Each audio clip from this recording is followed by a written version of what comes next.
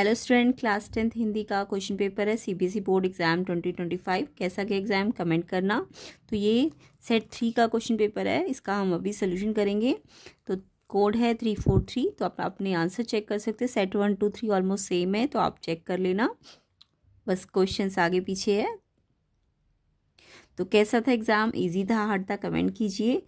तो ये हिंदी का क्वेश्चन पेपर है एंड सॉल्व कर रहे हैं अब हम इसे।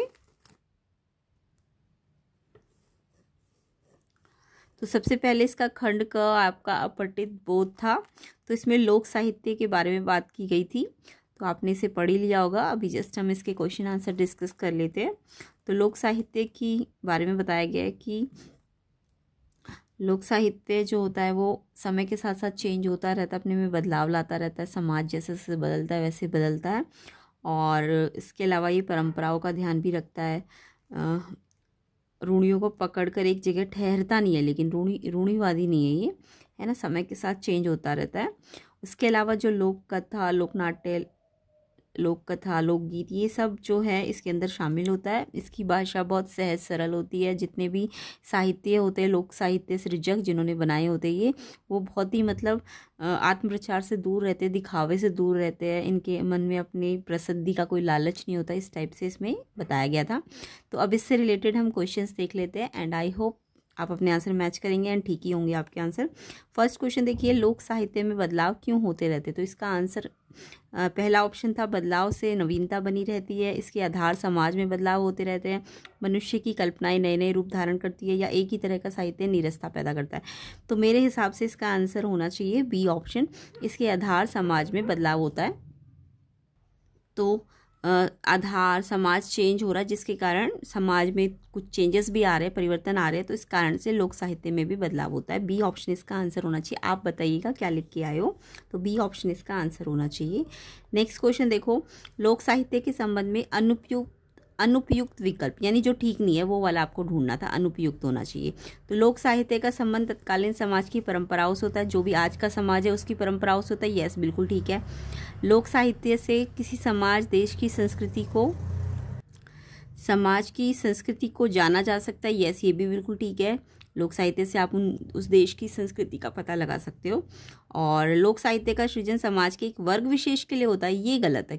सिर्फ एक वर्ग विशेष के लिए थोड़ी ना होता है, सबके लिए है वो। तो ये अनुपयुक्त है, यानी गलत वाला ही ढूंढना था ना आपको। तो सी ऑप्शन आपका अनुपयुक्त है, ये एक वर्ग विशेष के लिए नहीं, जबकि सबके लिए होता है ये, तो यहाँ पे ये गलत है। नेक्स्ट है, लोक साहित्य समय के साथ साथ आ रहे बदलाव के प्रति ग्रहणशील होता है। यस, ये तो ठीक है। जैसे जैसे समाज बदलता है ये ग्रहणशील होता है, उसको अपना लेता है, तो बदलाव भी कर लेता है। तो सी ऑप्शन इसमें गलत है, गलत वाला ही पूछा गया था, तो सी ऑप्शन इसका करेक्ट आंसर है। तो आप बताइएगा क्या लिखा है सेकंड का। फर्स्ट का आंसर बी है एंड सेकंड का सी है।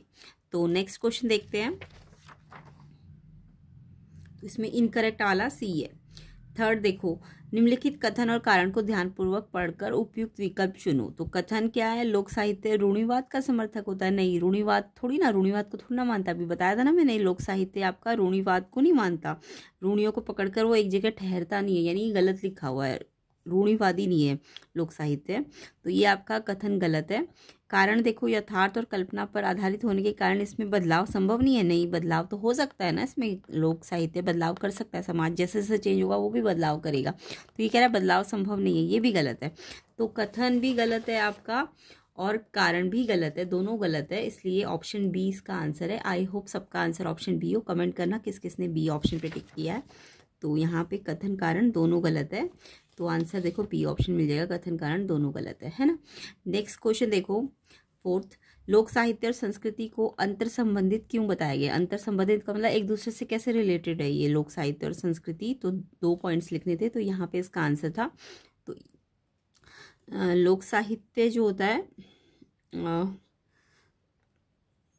किसी संस्कृति को अगर जानना है तो वहाँ का लोक साहित्य जानना जरूरी है, यानी संस्कृति को जानने के लिए लोक साहित्य का ज्ञान होना जरूरी है, और संस्कृति का सच्चा स्वरूप लोक साहित्य में मिलता है ना।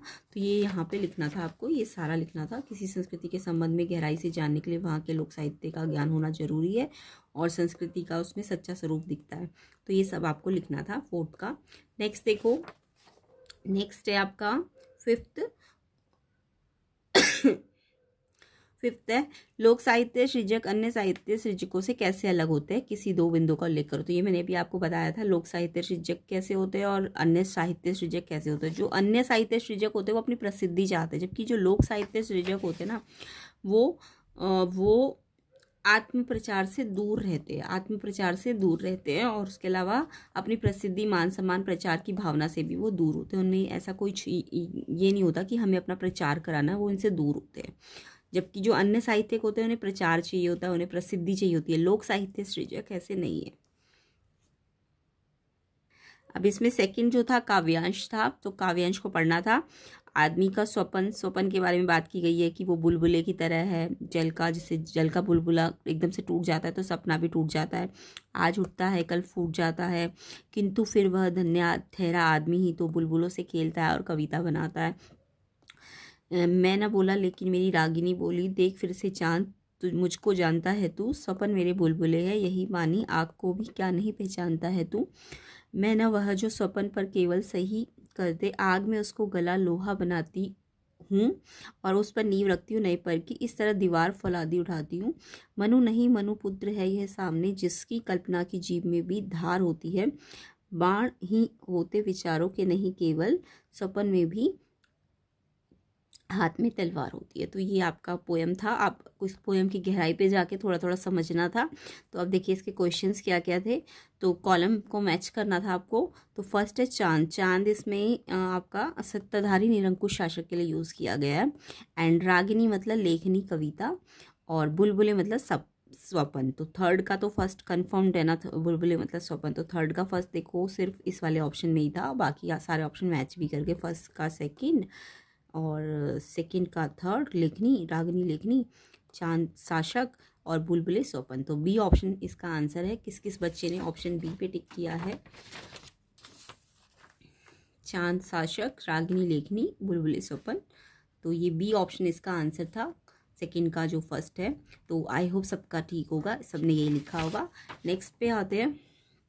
नेक्स्ट है आज का मानव अपने पूर्वजों से कैसे अलग है। जो अपने पूर्वज थे उनसे कैसे अलग है? वह अपनी कल्पना को सच कर सकता है, वह विचारों से अत्यंत विवेकशील है, वह अपने सपने को साकार करना जानता है, वह सिर्फ अपने सपने ही देखता है। नहीं, ये तो गलत है।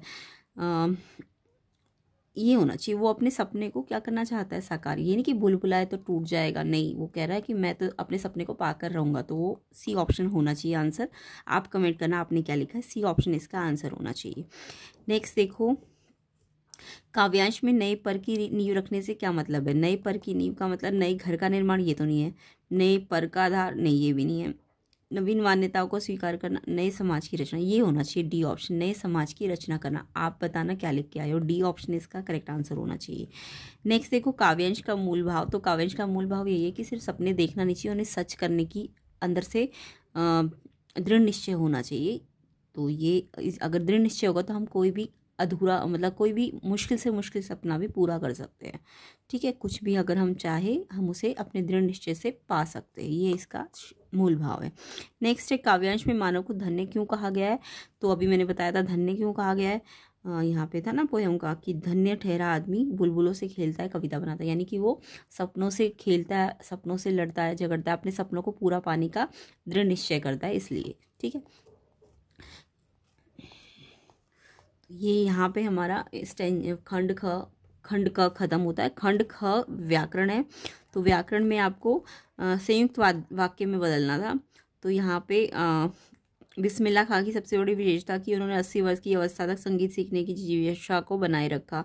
तो आपको इसमें ना और से कुछ और या तथा लगा के वाक्य को चेंज करना था। तो यहाँ पे आप लिख सकते थे बिस्मिल्लाह खां 80 वर्ष की अवस्था में संगीत सीखा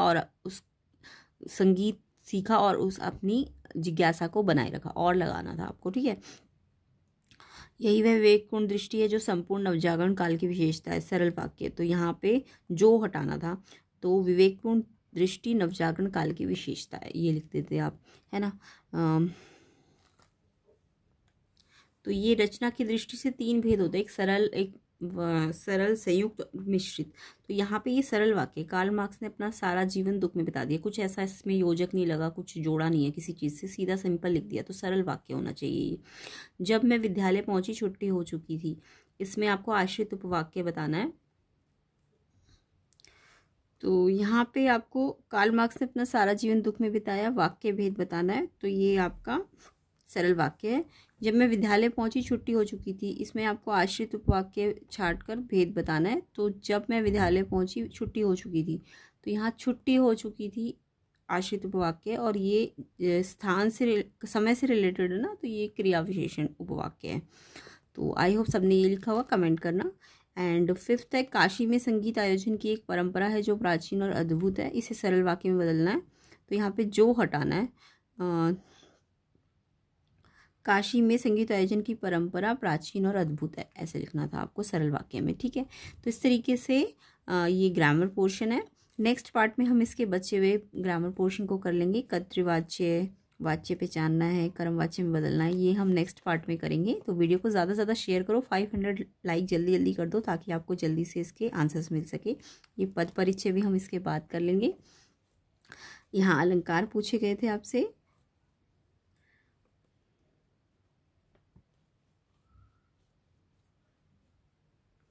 ये हम सारा नेक्स्ट पार्ट में करेंगे। जल्दी से जल्दी शेयर कर दो वीडियो को, ज़्यादा से ज़्यादा लाइक कर दो। ये पाठ्य पुस्तक में से क्वेश्चंस थे। तो नेक्स्ट पार्ट में इन सब के आपको आंसर्स मिल जाएंगे। वीडियो को ज़्यादा से ज़्यादा शेयर करो। चैनल में नए हो तो सब्सक्राइब जरूर करना। मैथ्स की प्रैक्टिस कर सकते हैं, मैथ्स की प्लेलिस्ट बनी हुई है, कंसेप्ट के साथ बनी हुई है। PYQs कर लेना अच्छी तरीके से, और मैथ्स के भी आपको आंसर्स मिल जाएंगे इस चैनल के अंदर, जो भी क्वेश्चन पेपर आएगा बाद में। तो आप चैनल को सब्सक्राइब ज़रूर कर लेना। तो ये सारे क्वेश्चंस थे, कैसा गया कमेंट करना। ये रचनात्मक लेखन था, इसमें आपका विज्ञापन आया था, और बड़ी बहन की कैप्टन से मेजर के रूप में पदोन्नति हुई है, उन्हें बधाई देनी है, इसके लिए आपको संदेश था। और यहाँ पे आपको अनुच्छेद लिखना था जलवायु परिवर्तन पर, और नारी सशक्तिकरण, नैतिक शिक्षा के ऊपर।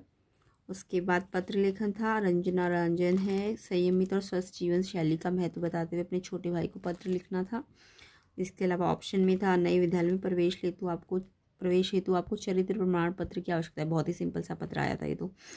और कंप्यूटर ऑपरेटर का पद रिक्त है, उसमें अगर आप पद के योग्य मानते हैं तो इसके लिए आवेदन हेतु आपको एक ये बनाना था ना, स्ववृत्त।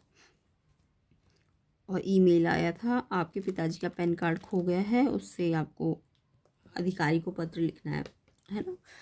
तो ये सिंपल ही थे सारे पत्र और ईमेल वगैरह आए हुए हैं।